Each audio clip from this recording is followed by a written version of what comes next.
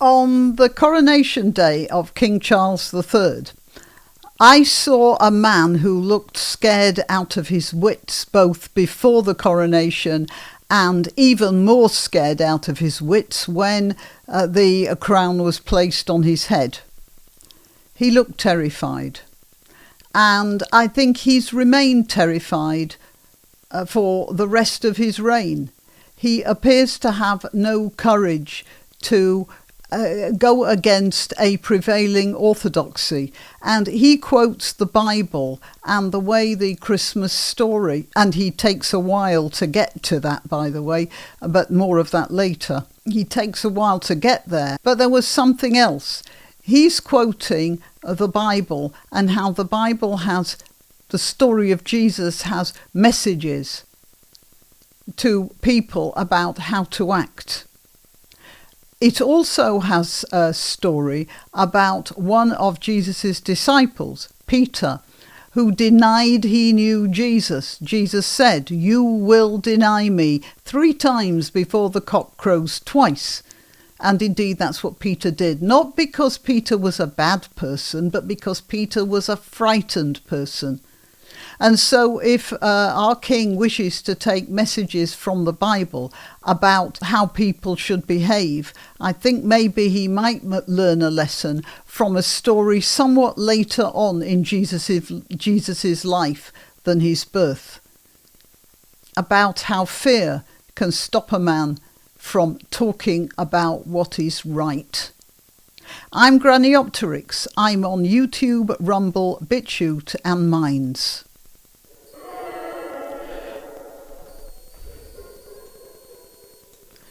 So instead of talking about the message of the Christmas story, King Charles talks about war. He talks about how he paid his respects to the veterans of D-Day. There is absolutely no doubt that these veterans were brave men and deserve our respect. But it seems to me that he brought that subject up first because he wanted to draw the sting of a comment he made later on. And I'll be talking about that when we get into that bit of his speech. He talks about D-Day, he talks about service and selflessness, and then he says, well, we thought that meant that war was all over, and now we've got conflict in the Middle East, in Central Europe and in Africa. And then he pays tribute to the voluntary and charitable organisations doing their best. In fact, what he's doing is painting a picture of brave people fighting for what's right, and then the voluntary and charitable organisations who are backing them up, mending fences, mending people, and trying to make the world a better place. Which is fine. But I think there was an agenda in that, so I'll get to that. Then he talks about the Gospels at last, about 2 minutes into something like 8-minute speech. Let's play that beginning bit.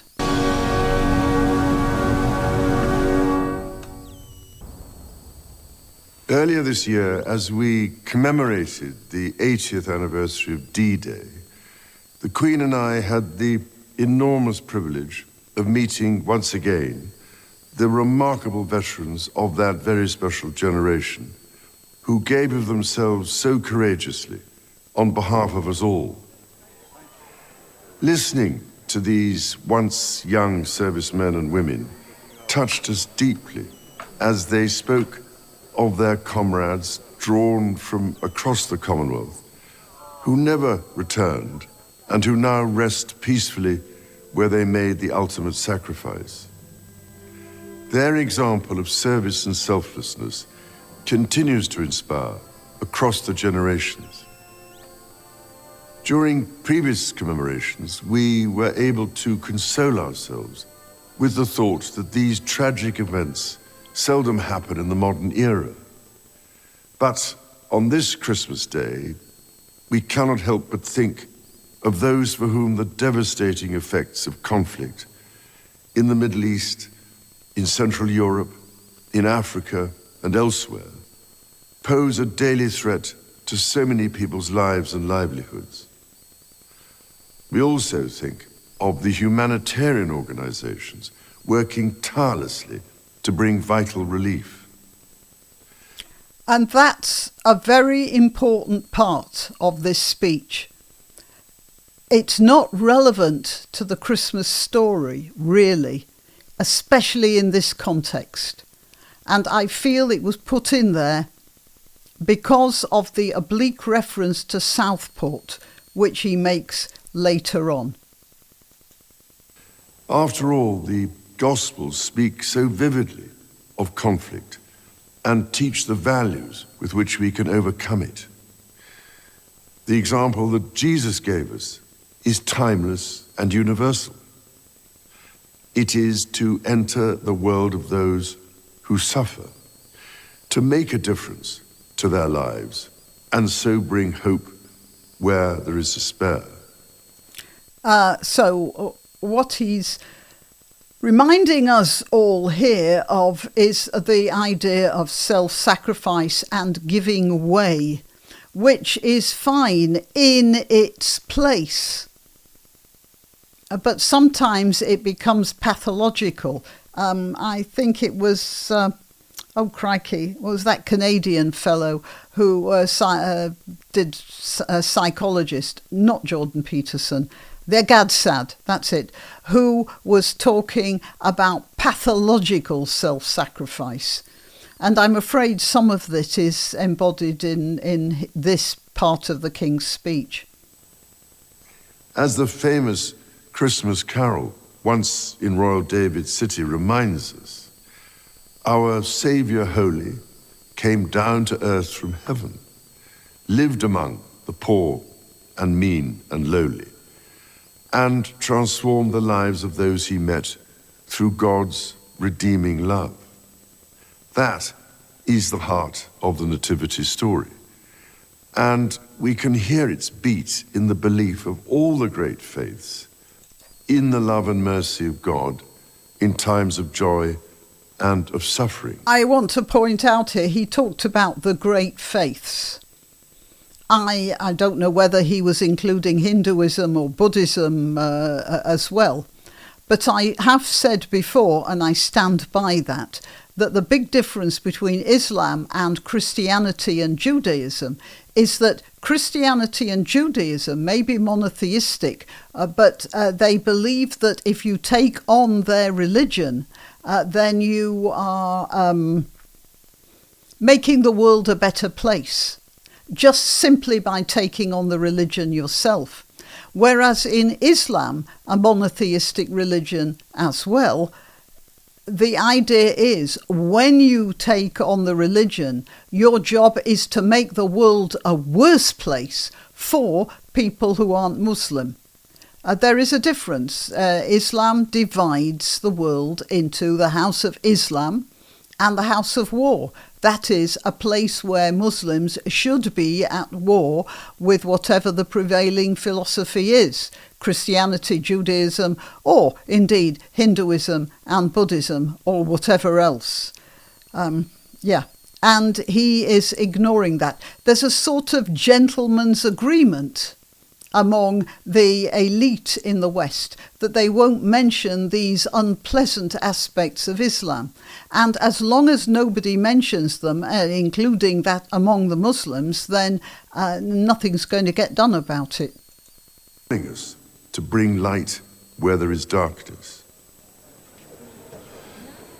All of us go through some form of suffering at some stage in our life, be it mental or physical.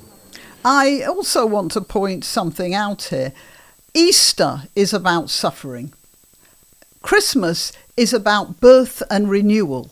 I mean, we all know that Jesus wasn't born on December the 26th, more likely to have been born sometime in September. I think somebody actually worked out when it would have been.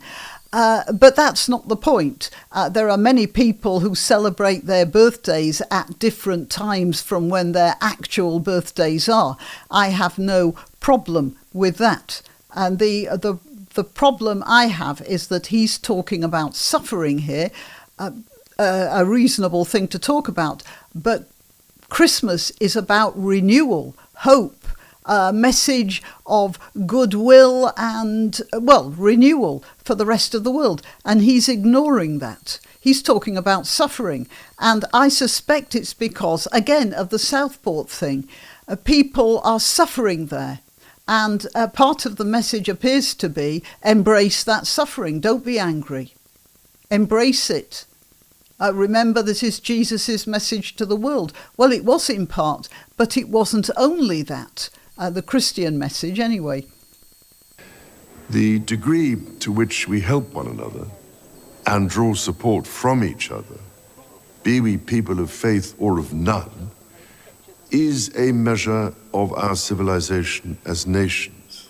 That's sort of ironic, because it's the Western nations who are helping the displaced people of the Middle East, and the Muslim nations are firmly against it. Egypt has closed its border with Gaza completely. It's made more of a wall than anything Israel ever made, or I suspect ever will be allowed to make. I mean, the wall in Egypt is like 3 walls with, you just look it up on Google. It's quite a remarkable piece of construction.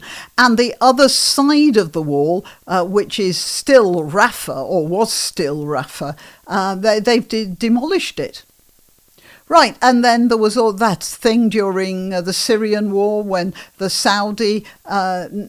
they had all these, Saudi Arabia, they had all these tents which were intended to accommodate pilgrims, and they were all empty and they wouldn't take the Syrian refugees, and although they had that accommodation. So, if he's saying that the countries that are opening their doors to after the poor, the dispossessed, etc., they're more civilized, and that's what the king is saying, isn't it?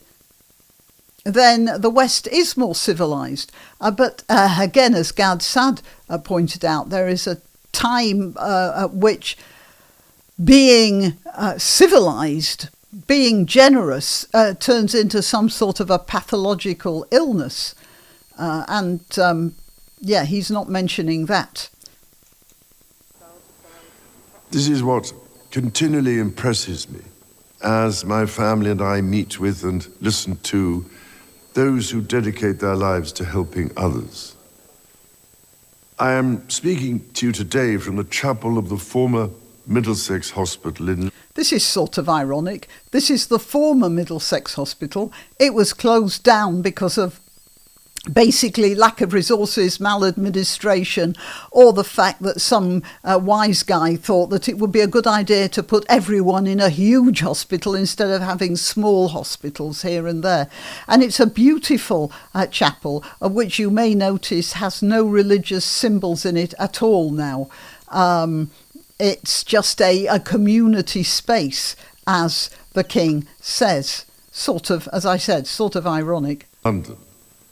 Now itself a vibrant community space, and thinking especially of the many thousands of professionals and volunteers here in the United Kingdom and across the Commonwealth who, with their skills and out of the goodness of their heart, care for others, often at some cost to themselves. From a personal point of view, I offer special heartfelt thanks to the selfless doctors and nurses who this year have supported me and other members of my family through the uncertainties and anxieties of illness, and have helped provide the strength, care, and comfort we have needed. I'm deeply grateful too to all those who have offered us their own kind words of sympathy and encouragement.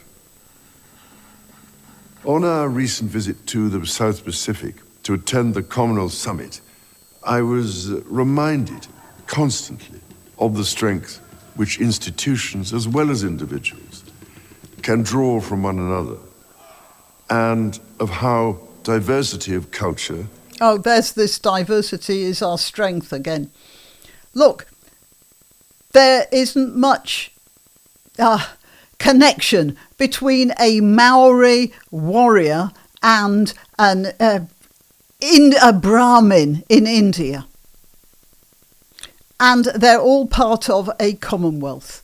And what brings them together is not their Maori warriorhoodness or their Hinduism. What brings them together is the overarching umbrella of the British culture, which at one point dominated them.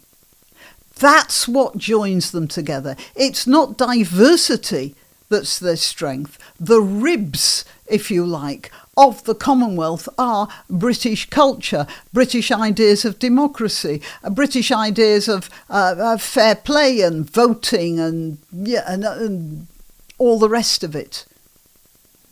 British Christianity, really, in many ways as well. And of course, English literature. So we have this strength which comes from a general idea of Britishness, really, and that is being fumbled away by all these other countries. So in a generation or two, there will be nothing left if they're not prepared to accept that idea of Britishness. And it's people like the King who should be providing that idea of Britishness, and instead he's starting to think more in terms of diversity. I mean, there is value in each culture, but only as a unit under an overarching idea, a philosophy. And he seems to have forgotten that.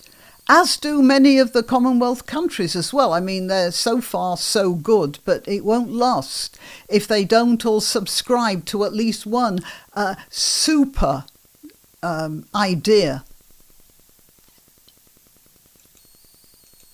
Ethnicity and faith provide strength, not weakness. Across the Commonwealth, we are held together by a willingness to listen to each other, to learn from one another, and to find just how much we have in common. Because through listening, we learn to respect our differences, to defeat prejudice, and to open up new possibilities. I felt a deep sense of pride here in the United Kingdom when, in response to anger and lawlessness in several towns this summer, communities came together, not to repeat these behaviours, but to repair. You notice the people who are repairing. They're all look to me like white Indigenous British people. The people, if this is Hare Hills, for instance, I don't know, but if it is, what's left over after the Hare Hills riot, this would have been caused by Romani people and Muslims who were turning over buses and setting fire to police cars, or maybe it was the other way round. That was what was going on. And these people are clearing up. I don't know whether it was that specific riot. If you know, let me know in the description. In the comments.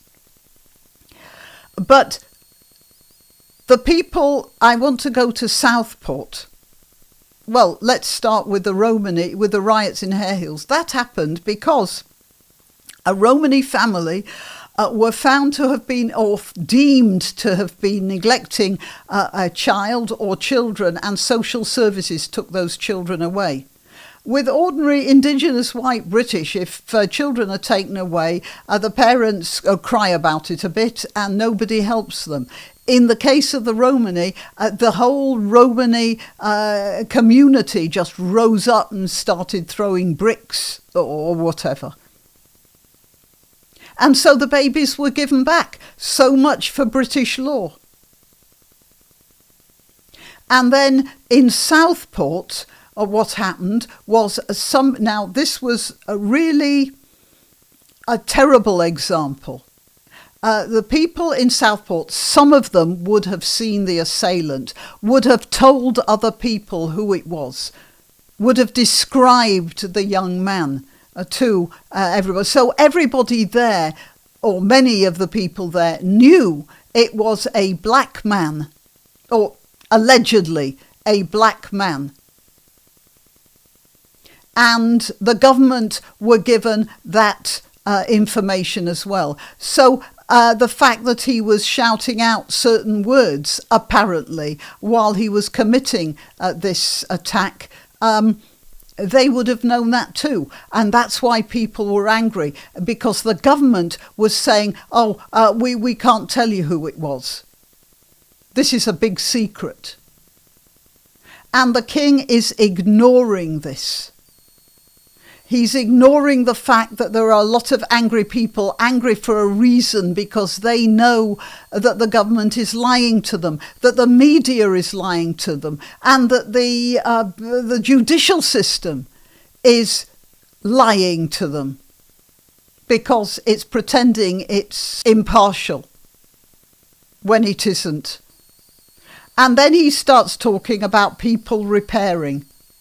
Right, so what he's saying to everyone is there was an outburst of irrational anger, and my admiration goes to the people who are repairing. And that's why he mentioned the war at the beginning and the voluntary organisations of people who are trying to make things better in those situations. He's brought it from the macro to the micro here. Don't be angry, swallow it and repair is the message. And that is his betrayal of the British people. He's talking about the Gospels occasionally in this speech. And he seems to have forgotten that incident where Peter denied Jesus, denied knowing him. Not because he was a bad man, but because he was a frightened man. And it seems that the king is frightened enough to deny the pain of his own people, and just telling them, calm down and pick up the bricks. To repair not just buildings, but relationships. And most importantly, to repair trust. There will be no repair of trust the way things are going now. Who trusts the government? Hands up, anyone? Yeah? How many hands went up? I don't see any. Who trusts the judiciary? And now, the last, who trusts the king, who can talk about Southport in that way? It seems like there's very little we can trust now. By listening and, through understanding, deciding how to act for the good of all. Again, listening is a recurrent theme of the Nativity story. I wish the government would take more notice of that. He's talking about it, but apparently he's not doing it. Mary, the mother of Jesus, listened to the angel, who revealed to her a different future, full of hope for all people. The message of the angels to the shepherds, that there should be peace on earth, in fact echoes through all faiths and philosophies. It rings true to this day for people of goodwill across the world. And so it is with this in mind that I wish you and all those you love a most joyful and peaceful Christmas. I want to point something out before we carry on here. It finishes with a choir and some sort of multicultural snapshots of the royal family. Unfortunately, when there's a singer with a beautiful voice, and the first thing I thought of was diversity hire for the poor kid. And that's because of all this propaganda we're getting. It's just very unfortunate. And she's got a lovely voice. There's no reason she shouldn't be there. But what a lot of these clips remind me of is Soviet propaganda. You know how in the Soviet Union they spent a lot of time suppressing the different cultures that comprised the Soviet Union.